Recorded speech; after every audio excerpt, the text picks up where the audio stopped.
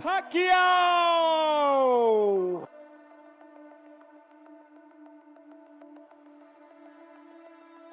£146.8 for the Pac-Man, 146.8 for Manny Pacquiao.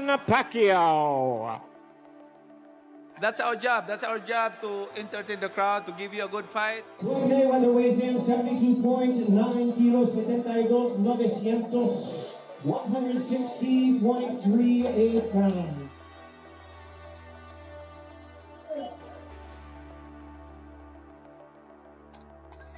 Well, I've been here so many times before, and just the atmosphere, the people, it's a great turnout, and I truly believe it's going to be a great event. Floyd Mayweather had a fiery initial stare-down with Manny Pacquiao before their upcoming rematch, sparking strong anticipation and noticeable strain in the atmosphere.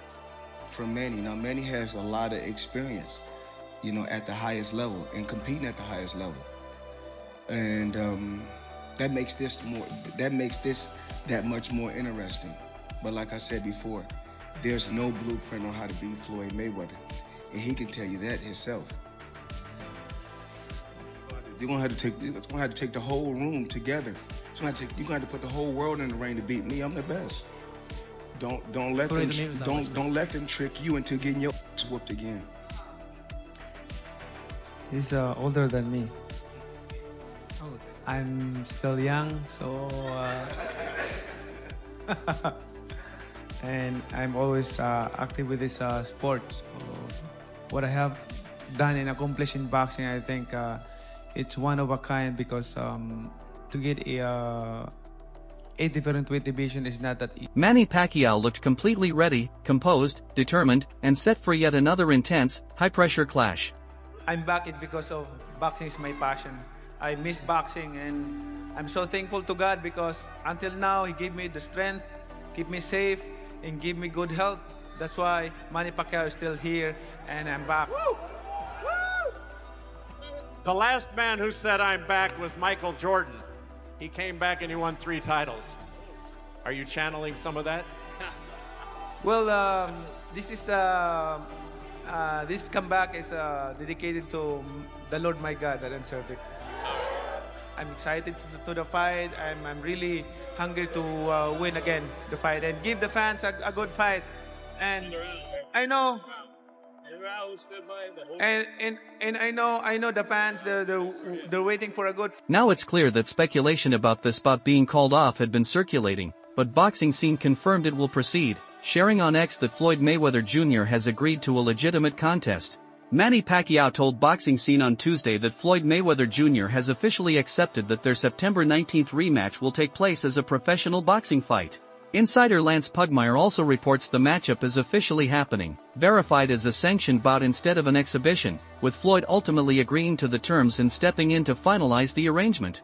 Pacquiao says the fight is on, right? So we've been discussing this every day for the past couple weeks, because I think Mayweather is a brilliant marketer and has been able to get us to do that. And he's saying, you know, this is going to be an exhibition, that it's not going to be at the Sphere. Meanwhile, apparently he was already signed contracts that already had some upfront money, and Pacquiao's response was always, well, you have a deal. You can't get out of this. This is a real fight. There's no reason to have an exhibition, which I think a lot of insiders would agree.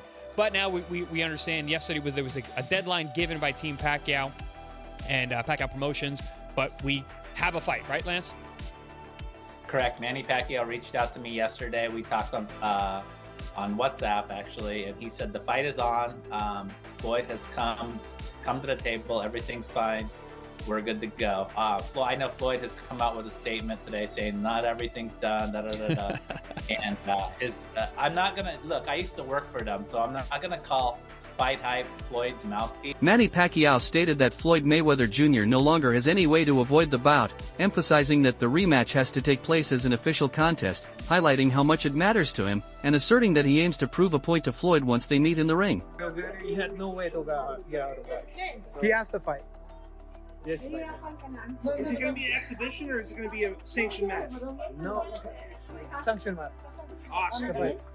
Manny, are you happy that you're going to get the second opportunity? It seems like you guys are going to actually get in there again Are you very excited to redeem yourself? Yeah.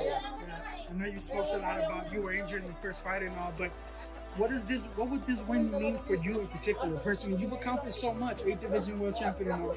But what would a win over Floyd mean to you? Oh, this is very important. I want to give him a one. Is it a bragging rights thing for you, Manny? Like you can prove you're better than him? You can prove you're better than him? Is that what this is? It's about still showing you're better than him? Teach him a lesson. I don't know, I think so. Okay, Hey, how do you like the new gym? You own now the Mayweather gym, now it's the Pacquiao gym. Oh, I like it, I'm excited. I heard the Mayweather promotion CEO say that if you guys have a successful rematch, there could be a third one, Manny. Are you open to a trilogy? What is that? With Floyd, are you open to a trilogy?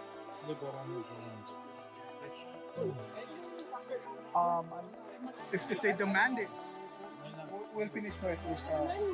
With the bout now officially set, Manny Pacquiao has resumed training alongside coach Freddie Roach, indicating firm commitment as he steps back into a structured and intensely focused training camp atmosphere.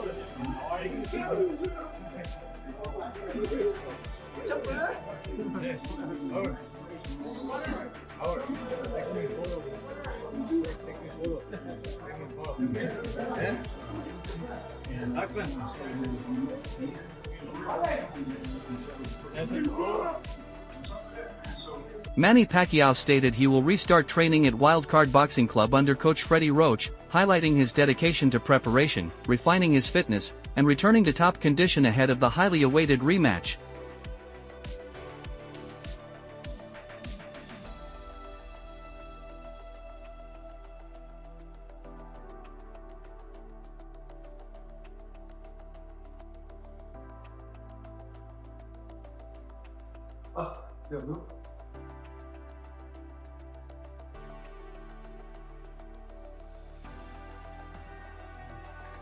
So soon I'm going to start training for Mayweather fight.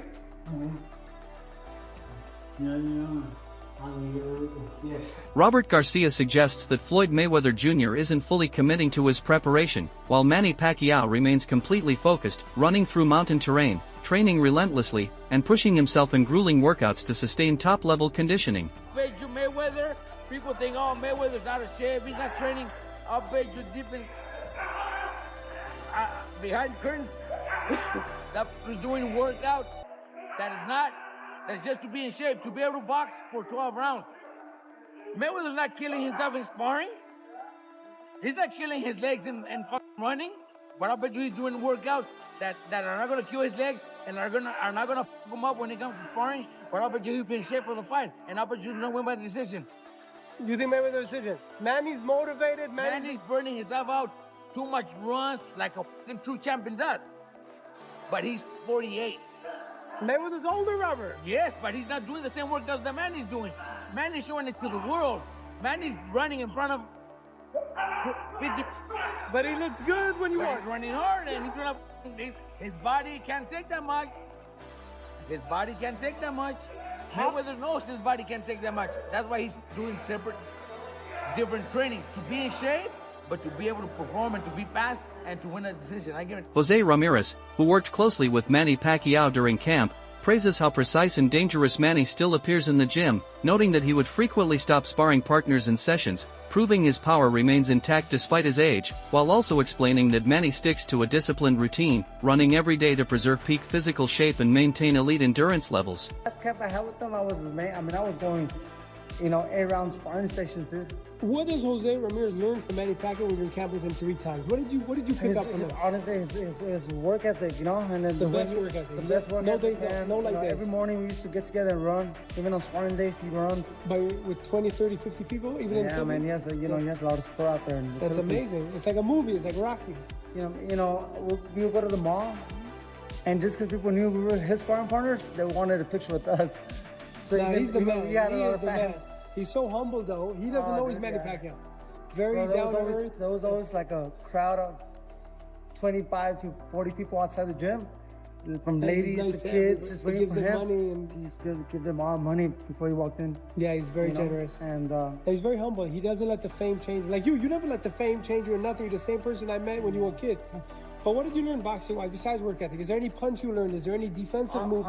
Manny Pacquiao's training rounds still highlight his non-stop determination and top-tier ability, with Jose Ramirez noting how Manny enters each round with aggression, handling drills as though they were an actual bout, while his striking force remains powerful, frequently leaving training partners unable to continue once sessions intensify, and this steady performance shows that Pacquiao still competes at an elite level, combining quickness, precision, and explosiveness that challenge even younger opponents, while the manner he keeps his edge in the gym reflects not just his commitment, but also his lasting capability to deliver at the highest level, making it evident to onlookers that his preparation reflects a champion's mindset, proving that time has not weakened his competitive nature or fighting determination.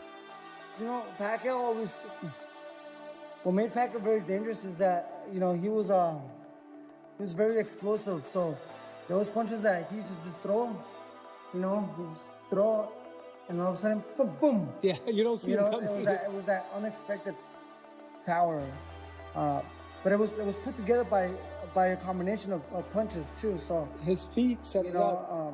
He had a heavy hand, so he used to slam his punches really good, and pinpoint his shots really good. So he used to go to the top, body, back to the top, and the second one was just boom, one punch. What's the craziest thing you've seen him do in the gym that's sparring partner? Not you. Oh, brother, I was lucky not to get hit by one of those left hands, but he dropped every camp. He would drop one fighter, one sparring partner, and that's like clean. And they don't come back next camp. Well, he dropped a couple in the Philippines, so they stayed there. Paulie Malignaggi and Lance Pugmire talked about the continued uncertainty around the Floyd Mayweather Jr. and Manny Pacquiao rematch, pointing out how talks and public remarks have caused mixed signals, with Pugmire noting that Floyd never gave any official confirmation following earlier talk of an exhibition match, while Pacquiao maintained the bout had to be a legitimate professional fight or not take place at all, and the discussion shows how Pacquiao was more outspoken in driving the story ahead, even sharing updates, whereas Floyd stayed typically quiet. Pacquiao made announcements, no, they're not going to be a fight if it's not a real fight. Then now he's announcing the fight is on. Floyd never made any announcement afterwards. It reminds me of when Jake LaMotta was talking to his wife in Raging Bull. Who made you an authority? Well, all of a sudden you're an authority. Who made you? He is half of this fight. Well, yeah, but he's not the whole fight. He's also, all of a sudden one of the promoters Who as made well. you an authority? Let's wait for the whole announcement first. All right, the fight's on. We got it. We always knew the fight was going to be on, did we not? Didn't I always tell you? We did. I've been telling you. You got no choice. Right. You got no choice. The fight's on. The fight was always on. All right, go ahead, Lance. Look, guys. This totally reminds me of when I covered Floyd during his career, and I would be told by his publicist Kelly Swanson, "Come on out to Las Vegas. Floyd will talk to you today." Getting to the gym, looking at Floyd, he's giving me stink eye. Like, is this guy gonna talk to me today? I have come all this way to talk to him. Is he gonna talk to me? I don't know. And then finally, at the last minute, hey, what do you need? So Paulie Malignaggi reflects that this scenario echoes Floyd Mayweather Jr.'s past patterns, where even reporters like Lance Pugmire were left unsure when seeking direct confirmation from him, as Floyd's inconsistent communication approach often keeps everyone guessing until the final moment, while Malignaggi adds that Mayweather's deal-making style is highly strategic, explaining that he rarely compromises with rivals and instead aims to control every aspect, making sure he comes out on top not just inside the ring but also in negotiations, business moves, and public image, which helps explain why clear details about the fight have taken time to emerge. Yet despite the uncertainty, the panel believes the matchup always felt unavoidable, suggesting that once Floyd decides he is completely prepared he will announce it in his own manner, and until then they recommend patience since this prolonged process is typical of how Mayweather handles situations. Enjoy talking boxing, and then at some point Floyd is going to say, "I'm all in." Yeah, I think Floyd's one of those guys where when it comes to negotiating, he's not going to meet you halfway. He wants you to come over to his side of the table, and then when he's ready, we'll go. That's the competitiveness in him. He always wants to win. He's trying to win every talking point, every negotiating, every conversation, including the conversation, whether the fight's on or not. Being the conversation. By the way, a lot of comments the other day about whether I was chewing my food. So am I allowed? Can I drink something, guys? My post-fight amino acids. I mean, my post-workout amino acids. Is that all right? Thanks, guys. If anybody in the comments has an issue with me eating, I'm not eating, I'm drinking. But I will say this, Paul, you weren't here yesterday. A lot of people were asking about you. They're asking if you were all right. So there is love. I was flying. Yeah, I was on a plane. I got stuck on a plane yesterday. Lance, anything else? I mean, who actually is the mouthpiece for? Paulie brought up a great point. Who is the mouthpiece responding for Floyd and his team? Is it actually Floyd that came to this, not announcement, but came to this, agreement? Yes, this is the contract was signed. Yes, it is. Manny Pacquiao states that an unbeaten record alone does not define greatness, challenging Floyd Mayweather Jr.'s claim to being the greatest of all time, explaining that numerous fighters have finished their careers undefeated, so that achievement by itself is neither rare nor historically unmatched. Instead, Pacquiao highlights his own accomplishments, noting that he stands as the only boxer to capture world titles in 8 weight classes and secure championships across 4 separate decades.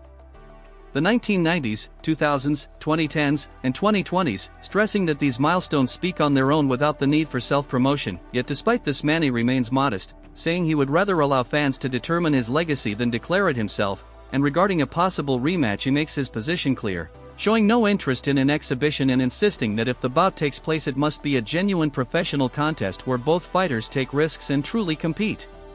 Undefeated fighter in the, you are, what I can say is like, he's a self-proclaimed GOAT. Right. Self-proclaimed GOAT, because he can't even claim in which part that he can claim that he's the only. He cannot claim that he's the only undefeated fighter who retired. There's a lot of fighters, at least more than 15 fighters who undefeated, retired undefeated. So, but I can claim with some of those. The only 8 division and the only fighter who became a world champion in 4 decades, 4 different decades. 90s, 2000, 2010, 2020. So, but I'm not raising my own chair. I let the fans decide. Your chair high. Your chair is high already, man. I mean, that's it. And you came 1 point away from having a belt in the 2020s. Oh no, you already had a belt in the 2020s. 2020, yes. Sir. Yeah. So, pardon me. Yeah. Yeah, sir. Sorry. Yeah. So that's 4 decades. You know, it's pretty good. Jazz Matheson explains that with such large sums connected to the bout, it's unlikely either side will step away, especially considering the huge opportunity linked to a global platform like Netflix, adding that Floyd Mayweather Jr. is ultimately driven by financial reward, and once the full value of the deal is recognized it should move things ahead. While Matheson notes that talks are currently being managed through legal representatives rather than directly with Floyd, which has added layers to the process, and despite some back and forth and setbacks, he says progress continues as all sides push toward an agreement, with a firm deadline now in place creating urgency to close the deal, and he remains confident that logic will win out, believing the financial potential and worldwide exposure will persuade Floyd's team to move forward, though he admits that if conditions are not satisfied, backup options and possible legal action may come into play. Cares about money, and all that Floyd needs to see is, whoever is managing or representing Floyd today, I personally... It's hard to keep track. It's hard to keep track. I don't know what's going on over there. Have you been in negotiations over the past week since Floyd started backtracking? The attorneys are. So you not and who are direct. They're dealing with Floyd's attorneys, not Floyd, correct? Correct. We're dealing with attorneys. I mean, he's communicating with some of the other the production partners and such. There is direct conversation and stuff happening, but they just have to see the light as to the platform and the size of what Netflix is and what all opportunities it can bring. So, Jazz, let me ask you this. Yeah. What is the deadline? Obviously, Netflix already announced that you have to... What is the hard deadline to get this resolved? Tomorrow. Tomorrow, what time? 14th. End of business day. End of business tomorrow. Yeah. And we're getting ahead. We're getting ahead. As long as he's got smart people around him that can see the size of the opportunity, then they can make him a lot of money. More money than he's made in the last 5 years. Wade Plemons says there is an obvious risk with a matchup like this since it's promoted around the idea of 2 all-time greats, referring to Manny Pacquiao as an 8-division world champion, while noting that although that image sounds compelling, the truth is both fighters are no longer at their peak even if they still carry massive reputations, adding that Pacquiao, despite being 46 years old, still looked solid against Mario Barrios, proving he can compete at a certain level, whereas Floyd Mayweather Jr. has remained active through several exhibition bouts, including matchups with Logan Paul and John Gotti III, and continues to display sharp reflexes even if the level of opposition differs. that this is supposed to be the two GOATs? Like Manny Pacquiao, 8-division world champ. What are we talking about? And he doesn't necessarily look like that. But I will say, Manny looked decent enough. I get 46 years old versus Mario Barrios, so he still got it at least to some degree. And we've seen Floyd in these exhibitions, you know, with Leah Gotti's stepbrother. If you know, you know. John Gotti III. We've seen him against Logan Paul. We've seen him in these Deji, these exhibitions where he still has his reflexes. He still can fight. But oddly enough, this might be a hot take. When I watch it this second time around, you know, Manny had the shoulder issue the first time in 2015, and they were still at the top of boxing, but their skills were fading. But this time around, them being a little older, a little slower, you may get a better fight out of it. Not necessarily a better looking aesthetically or higher skilled, but you may get a better, just a generally better fight. And again, you do something like this because it was, at the time, and still is, the most watched behind pay-per-view fight ever. They generated $600 million, I think, or something like that. Wade Plemons suggests that even though neither Floyd Mayweather Jr. nor Manny Pacquiao are in their prime like they were around 2010 or 2015, the drop-off could actually make the rematch more exciting in a different sense, as it may not feature their absolute peak skill but could still deliver a more action-focused contest than their first encounter, while also stressing the enormous commercial appeal by pointing out that their original fight brought in roughly $600 million and became the most watched pay-per-view event in boxing history, and with a platform like Netflix instead of traditional pay-per-view, the global reach could be even greater. And although he recognizes criticism that boxing should prioritize developing new stars, he argues that if legends can still perform and attract massive audiences, there remains clear value in these types of blockbuster matchups. And Netflix, which doesn't, I mean, yes, it has a paywall, but it's not pay-per-view behind that. You're going to get a lot of people that tune into this thing once again, just for that last go around, that last ride off into the sunset. So I listen, I don't think we're going to see anywhere near the skill that we would have seen had this been 2011, you know, 2010 when it should have happened, but we still are going to get a decent enough fight. And I get both sides of the argument here when you're talking about, do we want to see it? Is it really good for the sport? Do we really need to see it? Are we going to have a better way of building the next generation of fighters to where we don't have to rely on these big one-off, exhibition type fights? I get all that and I hear it all, but I also think there's something to be said for if guys still have the ability, if they still are with it mentally and physically, and they still can draw a crowd, who's to say that we should stop them from fighting? It may not be the best look that this is who you get the biggest viewing numbers for, and that should be an indictment on boxing building its next generation. That wraps up today's video. Keep watching and stay connected for what's coming next.